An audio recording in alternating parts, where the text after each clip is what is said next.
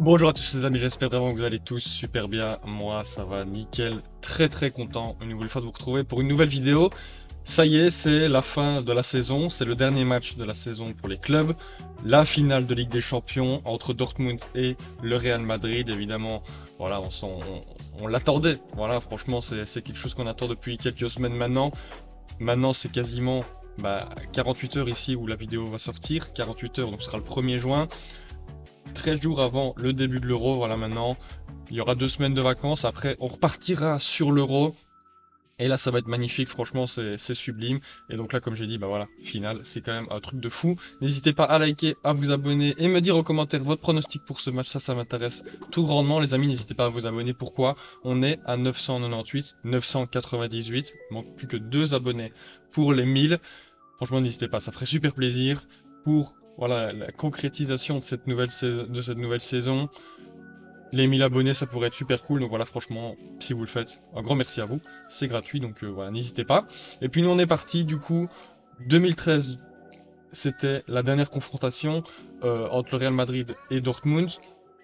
En phase finale, c'était en demi-finale, où on se souvient, au match aller, il y avait eu le quadruplé de Lewandowski, et au match retour, le Real Madrid n'avait pas su faire la différence, n'avait gagné que 2-0. Et donc Dortmund était passé en finale à l'époque, on s'en souvient évidemment, face au Bayern de Munich, à Wembley déjà, en 2012-2013, où Dortmund avait perdu son match face au Bayern. Mais c'est quand même assez fou de se dire que Dortmund qui joue 2 finales en 11 ans, et c'est au même endroit, c'est à Wembley.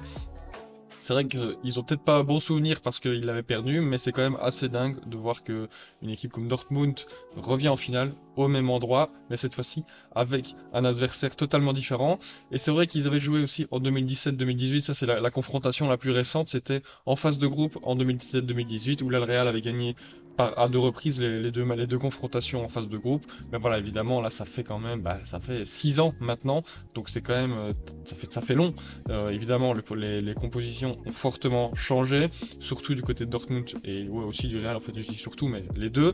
Et donc là, on aura un match Dortmund face au Real Madrid à Wembley le samedi 1er juin à 21 h. Wembley, évidemment, un stade mythique, que ce soit en Angleterre ou même à l'international, qui a déjà reçu des finales de Ligue des Champions, qui évidemment, vous le savez, reçoit les finales et les demi-finales de coupe en Angleterre, que ce soit la Carabao Cup ou la FA Cup, évidemment, c'est un stade que tout le monde connaît.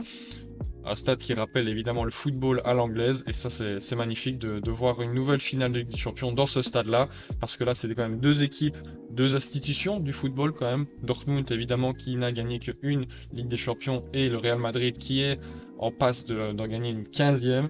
Donc dans tous les cas, les deux gagnants, que ce soit Dortmund qui gagne ou le Real Madrid, ça risque vraiment d'être très sympa. D'un côté, on a Dortmund, un peu l'outsider de cette saison, on va pas se mentir, qui sort de Paris, qui sort de l'Atlético, qui sort de ce groupe de la mort premier, avec un Marco Reus qui va quitter la maison après 12 ans, passé au club, il quitte la maison après ce match. C'est fini, il ne jouera plus sous les couleurs de Dortmund, donc s'il la gagne, c'est exceptionnel. Même où je pense à Sancho aussi qui passe 6 mois à Dortmund et qui vient gagner la Ligue des Champions, ce serait fou aussi. Le Real, si on parle de Real, que ce soit pour toute l'équipe, Kroos qui va arrêter sa carrière aussi après l'Euro. Donc c'est son dernier match sous les couleurs de Real. S'il la gagne juste pour son dernier match, c'est quand même assez fou. Ce serait sa 6e. Un Modric aussi, ce serait sa 6e. Un Nacho aussi. Un Vasquez, je crois bien que ce serait sa 6e, mais je suis pas certain. Mais ouais, enfin non, ouais, je sais plus. Enfin bref. Bellingham pour sa première saison, s'il la prend, c'est exceptionnel aussi. Vinicius, une deuxième, enfin ce serait fou. Dans tous les cas, ce serait fou. Et c'est pour ça qu'aussi c'est une belle finale. C'est une finale qu'on n'attendait pas sur le papier, mais qui fait toujours plaisir. On part du côté de Dortmund, l'outsider, qui a du coup sorti le Paris Saint-Germain en demi-finale. On s'y attendait pas, moi le premier. Mais c'est vrai que cette équipe de Dortmund, elle est forte cette saison pour être irrégulière, mais surtout bah, sous-estimée. On s'attendait pas à ce que déjà ils sortent l'Atlético. surtout après le match aller. Mais pourtant, ils renversent la situation au match retour. Et là, encore une fois, face au PSG, victoire 1-0 au Signal Iduna Park. Et puis à l'extérieur, au Parc des Princes, nouvelle victoire 0-1 grâce à un but de Mats Hummels à la 50e. Mais ce qu'il faut retenir dans ce match, c'est la dévotion des joueurs de Dortmund et la qualité défensive de ces joueurs. C'est vrai qu'ils ont eu un petit peu de chance sur les petits poteaux, sur les tchaks, sur les tac-tac-tac. Bon, il en faut de la chance de toute manière pour passer. Ils n'ont pas eu beaucoup d'occasions. C'est évidemment le PSG au match retour qui donnait et qui menait la danse. Mais le Borussia Dortmund a su faire ce que le Paris Saint-Germain n'a pas su faire.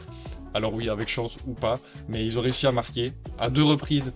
Contrairement au PSG qui n'a marqué 0. Donc évidemment, Dortmund qui mérite sa qualification. Voilà, franchement, bien joué à eux. Et leur dernier match, c'est en Bundesliga. C'était le dernier match de Bundesliga, la 34e journée, face à Darmstadt. Victoire évidemment 4-0, assez facile. Avec des buts de Madsen à la 30e. Marc Reus qui a marqué pour son dernier match au Signal Iduna Park un magnifique coup franc à la 38e. Julian Brandt évidemment à la 72e. Et Daniel Malen qui finit le travail à la 88e. Voilà. 4 buteurs différents, histoire de mettre en confiance un peu tout le monde avant cette finale, avant cette grosse échéance. Évidemment, bon, au niveau des stats, on va pas se leurrer, c'était évidemment à l'avantage de Dortmund. Mais voilà, Dortmund du coup qui ferme la marche de la 5e place, qui ferme la marche des places qualificatives en Ligue des Champions, donc ils sont déjà assurés, même s'ils perdent cette finale, d'être qualifiés en Ligue des Champions.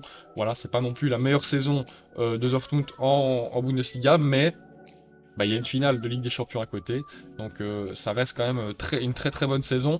Donc voilà, au niveau de la compo utilisée lors de l'un dernier match, c'est bien, c'est la compo habituelle, c'est la compo qu'on risque de voir, à mon avis, samedi face au Real, avec Kobel évidemment dans les buts, Schlotterberg, Hummels en tant que charnière centrale, Madsen à gauche, Ryerson à droite.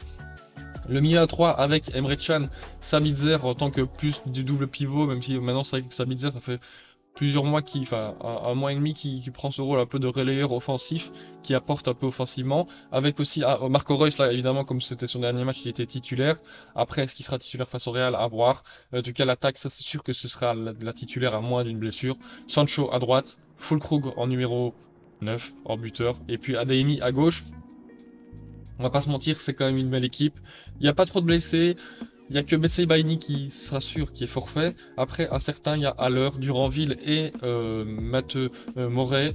Mais franchement, c'est quand même propre. Ils gardent quand même cette équipe. On va pas se répéter, mais voilà, vous avez vu. La charnière Schlotterberg-Hummels qui a été complètement dingue à l'aller-retour face au Paris Saint-Germain, qui a été exceptionnel, qui a pocket Kylian Mbappé. Non mais enfin, c'est pas lui, c'était un travail de 4, mais Hummels franchement très impressionnant, qui marque le but au retour.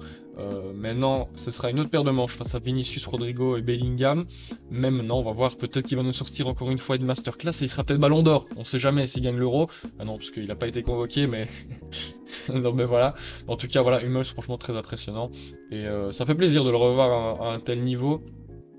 Donc voilà, du côté de Dortmund. Maintenant, on part du côté de Madrid. Évidemment, le Real Madrid qui s'était qualifié, on s'en rappelle tous bien, face au Bayern. Après, encore une fois, un scénario hollywoodien, un scénario digne de Hollywood. Le Bayern qui avait ouvert le score à la 68e grâce à Alphonso Davies. Et là où tout le monde n'y croyait plus, là, au moment où personne n'y croit, plus personne n'y croit, il y a 2 buts qui surviennent grâce à un homme, Roselu, l'homme de la maison, l'homme de Valdebebas. C'est Roselu qui marque à la 88e, puis à la 90+1. En 3 minutes, il renverse la situation. Encore une fois, le Real qui nous fait une Real Madrid. Voilà. Est-ce qu'on serait maintenant habitué? Je ne pense pas, parce que même moi, j'étais complètement ahuri devant ma TV. On se rappelle, j'avais fait une vidéo, etc. pour débriefer ce match, comme je l'avais fait aussi pour le PSG face à Dortmund. Mais voilà, le Real, est-ce que ça s'explique? Est-ce qu'il y a besoin de plus parler que ça? C'est une équipe qui est très très forte cette saison, qui gagne la Liga, qui gagne la coupe la coupe du roi, je crois que c'était en Arabie Saoudite. C'est pas la Copa del Rey qu'ils ont gagné, c'est la super coupe du roi. Et voilà, qui est en passe de gagner un 3e titre cette saison, peut-être un triplé avec une Ligue des Champions à la clé. Ce serait quand même assez dingue, une saison complètement folle, alors que je pense qu'il y avait beaucoup de personnes qui ne voyaient pas ce Real Madrid à un tel niveau, mais on a des joueurs qui sont tout simplement exceptionnels. Et voilà, le Real qui, bah, évidemment, s'était qualifié, mais encore une fois, scénario exceptionnel. Est-ce que ça va encore se répéter en finale et ils vont nous refaire encore un scénario de fou? Je sais pas. Maintenant, on va voir. En tout cas, les 4 derniers matchs du Real Madrid, bah, c'est un peu mitigé, mais en même temps, ils ont fait un peu tourner, etc. Ils ont quand même marqué beaucoup de buts. 4-0 face à Grenade, 5-0 face à Alaves, 4-4 face à Villarreal, et là, le dernier match, 0-0 face au Real Betis, lors du dernier match au Bernabéu de Kroos. Mais voilà, comme j'ai dit, le Real, bah, ils sont déjà premiers. Hein, j'ai pas mis là, mais ils sont évidemment premiers de Liga. 95 points, je crois, 95, 96 points. Bon, voilà, ils sont à l'aise. On a quand même à noter quand même Arda Güler qui a marqué, je crois que sur ces 3 matchs-là, il a marqué. Là, il a notamment mis un doublé. Donc ça peut être une option, hein, ce petit jeune-là, pour faire rentrer, pourquoi pas, qui peut apporter du danger. En fin de match, pourquoi pas. Mais en tout cas, il y a du monde, ça c'est sûr. Il y a du monde à faire rentrer dans cette équipe. On a évidemment un 11 titulaire exceptionnel avec Thibaut Courtois qui est revenu, qui devrait normalement être titulaire face au Real. On a Rudiger qui est exceptionnel cette saison, Nacho aussi, Mendy très très fort qui a été appelé avec l'équipe de France, Carvajal à droite, Kroos, Camavinga et Valverde au milieu de terrain, Bellingham en tant que numéro 10 et Rodrigo et Vinicius en tant que numéro 9, mais on a du Roselu, comme là maintenant on voit qu'il peut être très très fort. On a du Arda Güler, on a du Brahim Diaz qui est exceptionnel, Modric aussi, du Ceballos qui peut faire du bien, du Lucas Vazquez, du Fran Garcia, du Militao, du Lunin. Bon voilà, ils ont une très très très très grosse équipe, des très très bons remplaçants. Il n'y a plus que Tchouaméni et Alaba qui sont blessés. Donc voilà, c'est vrai que c'est dommage un peu pour Tchouaméni parce que bah ça aurait été beau en sachant qu'il a fait de très très belles prestations en Ligue des Champions. Mais voilà, c'est comme ça. Je pense qu'il vaut mieux qu'il se préserve pour l'Euro. Pour les Français, je pense que c'est peut-être mieux. Surtout que bah voilà, ils sont pas sans rien, le Real Madrid. Il y a évidemment le Camavinga qui pourra très très facilement prendre sa place, il est quand même très très fort aussi lui.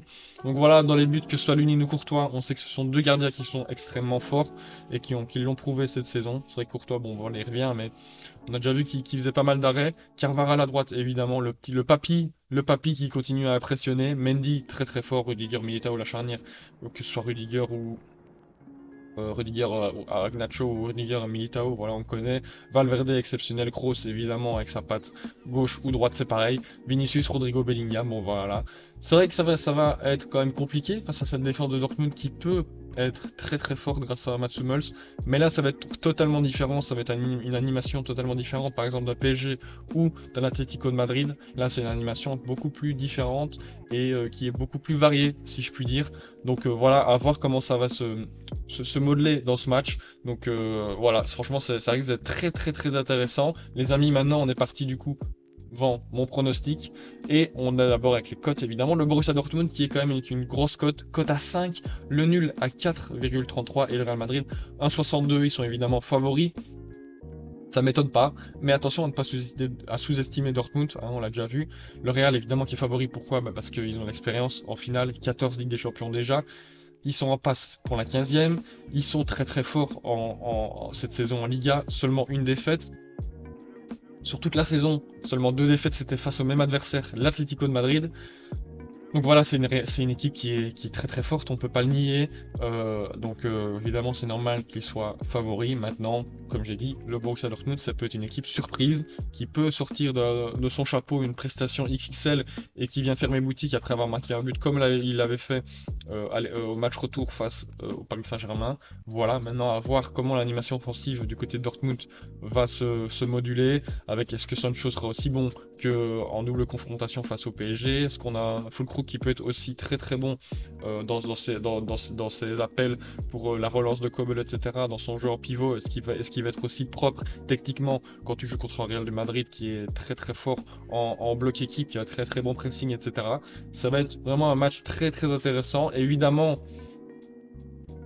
il y a un petit avantage pour le Real Madrid parce que bah, c'est quand même une équipe qui nous a montré cette saison qui est très très forte, une belle structure, de euh, belles structures de passes, etc. De belles actions, de super bons joueurs individuels.